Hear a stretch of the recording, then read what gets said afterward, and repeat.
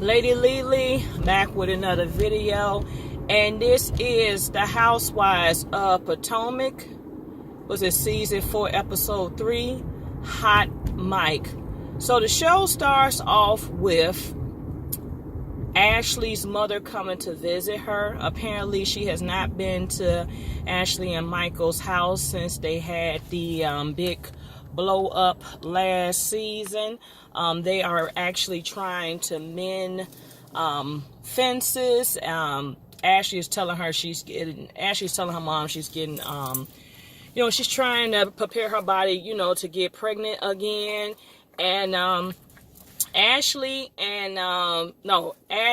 Michael and Ashley's mom actually hug, and Ashley gets emotional because she, she's wanting to see her family together. She don't want the division and all that stuff. And they're actually getting ready for Uncle Lump's birthday. Uncle Lump is her uncle who really helped raise her. He is actually turning 52 years old, so they're getting ready to do a big bash for him. Let me see if I can get a hold of my notes, because and this is on the ride home, so hopefully I can grab my notes real quick. I don't know where they at. From there, I don't know where my notes at. So from there, they have Karen and Ray. They're actually going shopping for Karen's parents' tombstone. Karen feel like this is the final step in the process of laying her parents to rest. And we learned through this segment that Ray was only 2 years younger than her dad. So hell, it was actually like she married her daddy. And she was just saying she's thanking God that Ray is in good health, and she's hoping that he is blessed with 20 more years. But it's like, wow, like, damn, you done marry your daddy, Karen. So from there, Giselle is visiting. What the heck is going on? What the heck is going on? Why is we at a standstill? I gotta get from around this bus. Are you serious?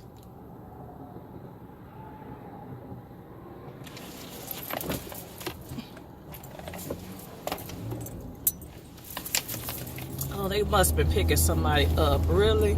So anyway, Giselle goes visit with her counselor, and of course she's by herself this time. She lets the counselor know that Sherman pretty much, she's done with him. He ditched her 2.5 hours before the wedding, and the counselor's just making Giselle realize that she's really quick to give up on her relationships. And they was just showing, flashback of, the guy she has been with, doing, these past seasons. And even it made her reanalyze her relationship with Katie, and in which she ends up inviting Katie to lunch and catching up and trying to mend. Katie shows up. She has this scarf on looking weird. People say they're assuming that maybe she didn't have her roots done or something. And she's telling us that she's dating a guy who's 27 years old, who supposed to be, I guess, well off, but he is not helping her with the bills. And Giselle said if it was the old Giselle, she would have told her to nip him in the bud. I'm trying to think what else is going on. Candace and Chris, it's a few days after their wedding. They are postponing, I guess, their honeymoon. I'm not sure behind that if they didn't have paid for it yet, but Chris was like he was tired. He don't want to go out of town and, pretty much lay up and sleep. And she said, well, what do you think honeymoons are for laying up and sleeping? Well, not necessarily sleeping per se, but they opened their gifts and they got some lovely things. And from there, they started discussing about moving out of their current home and getting a home that's not affiliated with their with Candace's mom, which I think that would be the step in the right direction, because if mama's name is not on there, mama has no say, right? Right. So definitely, I am in support of them, getting their own place. What else we see? Candace and Ashley end up meeting together. Ashley is telling Candace that she's trying to, get her body right so she could conceive this baby. And Candace is wanting to know, how you gonna do that when you're still constantly drinking? And she said since the wedding, and even sitting there with Ashley, she had a couple of beers. They're saying that, Ashley is saying like her and Candace is like, not friends, but not friends in some sort of way. It's weird. It's very weird. Robin and Juan goes to visit the property that she's still rehabbing on. Apparently, it's taking longer than what Robin suspects, and it's also costing an extra $10,000 that she has not anticipated on trying to spend. Ron's looking at her crazy like, don't mess this up, because as we learned last season, she is the reason why they lost a lot of their money. So with a Ponzi scheme. So Ron has got that look like he's hoping that it all comes together and that it all works out, because they really can't afford to take another hit. They're, really back on track. But the house, it's not ready. It's like it's all over the place. So, yeah, they need to, move speed ahead on that. So, trying to think from there. I believe that's pretty much what lead us up into the Uncle what's that name? Uncle Lump's birthday party. It is a 90s theme, and everybody comes except for Karen and Monique. Monique saying pretty much, she's still at odds kind of with Ashley, and she said, she could easily use this excuse that she's pregnant. Karen just really had no interest in coming. Okay, stop there. Let me rewind it back. Because I forgot a part. Giselle actually go and visit Candace at her house.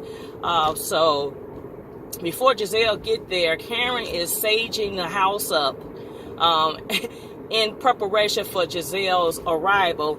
And once Giselle gets there, she actually sage Giselle.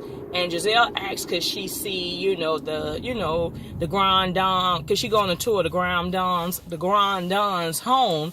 And Karen's like, nope, you're only allowed to see 2 sections of the house. She said, maybe if you act right, you can see more of the house. So, also, and while they were showing this segment, Karen was in the confessional saying she's not surprised that Sherman is not, with Giselle. And she said, she made a comment that Sherman actually left the party before Giselle. And she knows because people have called her. She saw Sherman shopping at Saks with, another woman. So I guess Karen's trying to say she's not surprised that they're not together and it's not working out. So, I guess Giselle and Karen is going to try to make amends. They were saying that let's share a secret, share a secret with each other.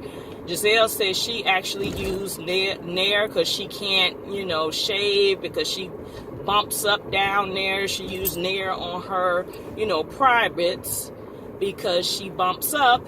And then Karen says she kind of regrets that she had her breast reduction because when she lays down, she has to wear a bra because she don't want Ray to see her breast fall to the side. And I'm thinking like, well, what do you do when you have sex? I don't know, so it's kind of weird, but we guess their relationship is gonna, get back on the good foot. So we move back. Now we go back to Uncle Lump's party. So Uncle Lump's party, he's turning 52. It is a 90s thing. I think Ashley and Michael supposed to be the Fresh Prince of Bel-Air. Like I said, all the girls pretty much come except for Monique and Karen, they're the only ones that really don't show up. Robin comes, but she does not have Juan. And Michael is even saying, where is Juan? I'm looking forward to him. He's my, homeboy. And then Katie comes. So Katie's being shady. So she, talk to Monique and tell her, well, congratulations. She said, well, I wish I would have known you 5 days ago. I would have told you don't do it. And in terms of Candace being married, and Candace looked at her like she was a little taken aback by the comment that was made. Katie also goes on to say that she had got this check for $35,000 for something she done, and she as quick as she got it, she had to give it over to her mom, because I guess her mom is financing her or giving her money. And then Candace was like, well, she can relate because her mom is like the Wells Fargo bank. And then Giselle's looking at the both of them talking. She said, it's called get a job, a W-2, a job. So they was pretty much talking about how hard they have it, and their parents still spoiling them as they are grown adults. So anyway, Ashley mothers arrive, and the vibe is good. Ashley breaks off from the group and she goes to talk to Michael and say, hey, did you speak to my mom? Or I don't feel like y'all had a conversation. He said, yeah, we spoke. We're on the means of rebuilding and, reestablishing the relationship. So they sing to Uncle Lump. Uncle Lump looks pretty good, by the way, for his age, and like life has treated him well. And also keep in mind, he's been battling cancer, so he's in remission, and it's been 2 years. So that's another reason to celebrate. So from there, it says 4 hours later, and Robin is showing like this